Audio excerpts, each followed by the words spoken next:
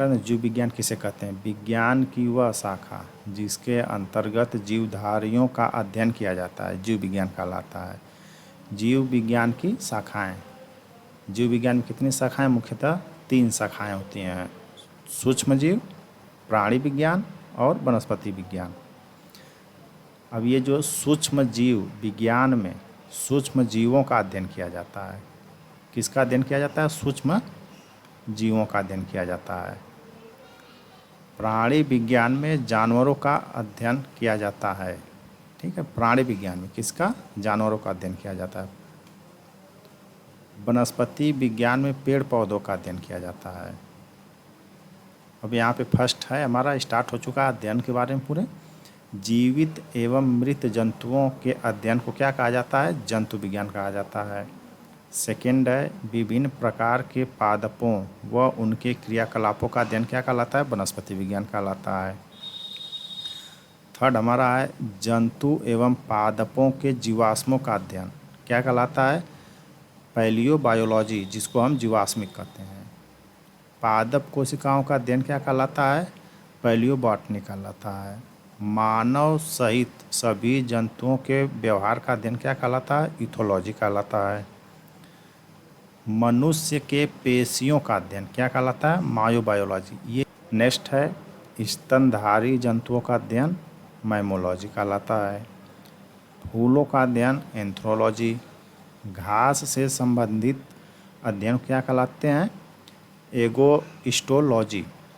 Cancer से संबंधित tumour का अध्ययन एन्कोलॉजी। उपास्थि से संबंधित अध्ययन कॉन्ड्रोलॉजी। अस्थियों का अध्ययन ऑस्टियोलॉजी। रुधिर का अध्ययन हिमेटोलॉजी। तंत्रिका तंत्र से संबंधित अध्ययन न्यूरोलॉजी।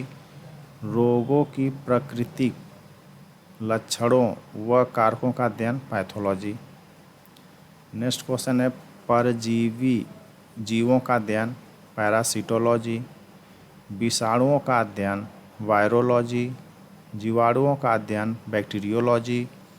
कीटों का अध्ययन एंटोमोलॉजी। चींटियों का अध्ययन मिर्मेकोलॉजी।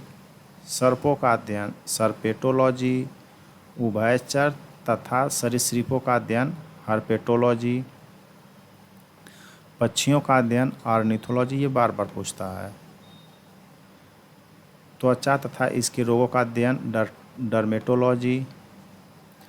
मकड़ियों का अध्ययन आपका कहलाता है एरनकोलॉजी। ये सब जिस पे हम ट्रिक लगा रहे हैं ये सब काफ़ी बार रिपीटेड किए गए हैं क्वेश्चन। वृक्ष एवं झाड़ियों का अध्ययन डेंट्रोलॉजी। सरीसृप का अध्ययन हर्पेटोलॉजी।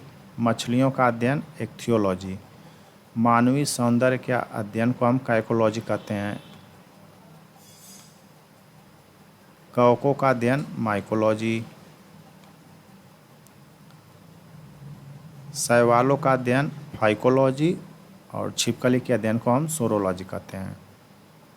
सूची फर्स्ट में आपकी है पक्षी, वंशागति, पर्यावरण और जीवाश्म। ये किसके अंतर्गत, ये किस अध्ययन के अंतर्गत है, यही आपको मिलान करना है। जिसमें फर्स्ट है आपका पेलियोबायोलॉजी, इकोलॉजी, आर्थिनोलॉजी और जेनेटिक्स।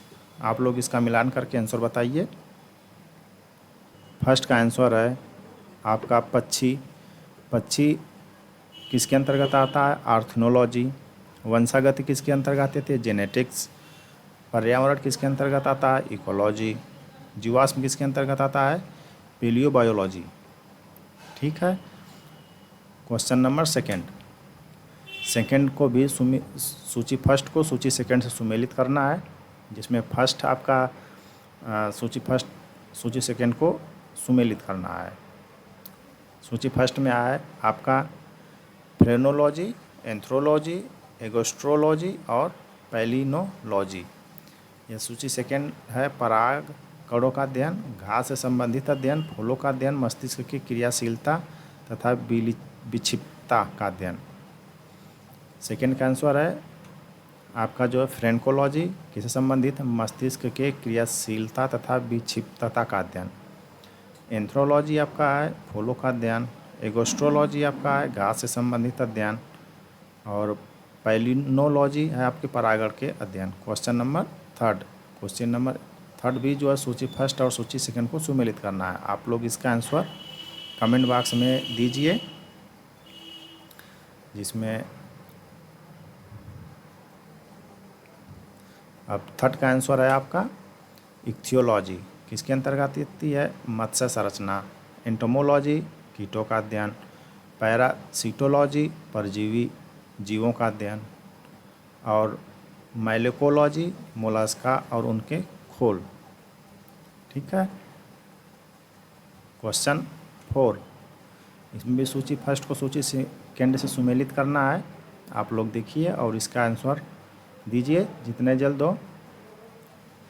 4 का आंसर है एपीकल्चर, मधुमक्खी पालन होता है। हार्टिकल्चर में पुष्प एवं फल देने वालों का पौधों का अध्ययन किया जाता है। सेरीकल्चर, रेशम और कीट का। फ्लोरिकल्चर, सजावटी फूलों का अध्ययन किया जाता है। अब क्वेश्चन नंबर 5, अब इसमें है लेक्सिकोग्राफी का संबंध है। ऑप्शन ए मानव शरीर की संरचना से, बी गुप्त लिखावट से, सी शब्दकोश के संयोजन से, डी चित्र और मॉडल के द्वारा पढ़ाने से। 5 का आंसर है ऑप्शन सी शब्दकोश के संयोजन से। क्वेश्चन 6, वृद्धावस्था एवं काल प्रभाव के अध्ययन को कहते हैं। Option a oncology, b teratology, c gerontology, d ornithology. Answer आप दीजिए इसका। 6 का आंसर है ऑप्शन सी जेरेंटोलॉजी। क्वेश्चन 7, सब्जी के लिए काम आने वाले पौधों के अध्ययन को कहते हैं। Option A horticulture, B olericulture, C pomology, D floriculture. 7 का आंसर है option B olericulture. Question 8, bionomy अध्ययन है। ऑप्शन ए जीवों का उनके वातावरण का अध्ययन, बी जीवों के नियमों का अध्ययन, सी गणित एवं सांख्यिकी का अध्ययन, डी इनमें से कोई नहीं। तो 8 का आंसर है ऑप्शन बी जीवन के नियमों का अध्ययन। क्वेश्चन 9, व्यापार हेतु सीपों में कृत्रिम प्रजनन किस अध्ययन के अंतर्गत आते हैं। Option a olericulture, b heliculture, c ostreiculture, d viticulture. Option दीजिए और अपना कमेंट बॉक्स में कमेंट करके अपना टोटल स्कोर बताइएगा आप सभी लोग। और चैनल को थोड़ा लाइक सब्सक्राइब और दोस्तों में शेयर कर दिया करिए। 9 का आंसर है ऑप्शन सी ओस्ट्रीकल्चर। क्वेश्चन 10, वन संवर्धन किस अध्ययन के अंतर्गत आता है। Option A spongy culture, B silviculture, C agronomy, D floriculture. 10 का आंसर है ऑप्शन बी सिल्वीकल्चर।